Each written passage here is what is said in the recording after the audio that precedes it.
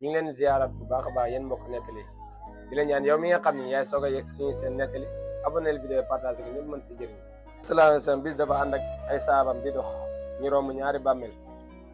yéen du changé na ñaar ñi suñu borom subhanahu wa taala mu ngi leen di mbugal saabee na ko yaa rasulallah ana lan leen def ba yelloo mbugal bi yéen du changé na leen kenn ki ba mu nekkee àdduna daraan rambaaj mooy lan dox di yàq ay diggante noonu daal di dugg seen diggante ak bañante moom mu am li mu bëggoon kooku noonu nee na kenn ki loolu la doon def ba tax na yàlla di ko mbugal ñu ne ko keneen ki mu ne keneen ki ba mu nekkee àdduna mbokk mi bii nag da ngeen si gën a bàyyi xel ba mu nekkee àdduna saa bu daan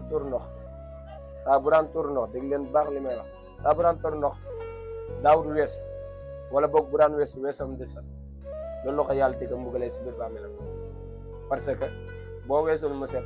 amaana ay yenn toq ndox yi nga xam ni moo waroon génnee si yow mën a dal sa tuwee te boobaa mënoo julli ba am julli parce que kii bi dafa tax a sobe en tout cas daal waa ji loolu la doon def moo tax yàlla di leen mbugal ñun ñaar si bàmmeel mbokk mi nañ si bàyyi xel bu fekkee da ngay turati ndox jëlal sa temps soo demee ba pare nga daal di weesu ba mu set ba mu leer na la set na nga soog a dem ngir mbugal bi bañ la dal comme ni mu dalee waa ji waaye rambaaj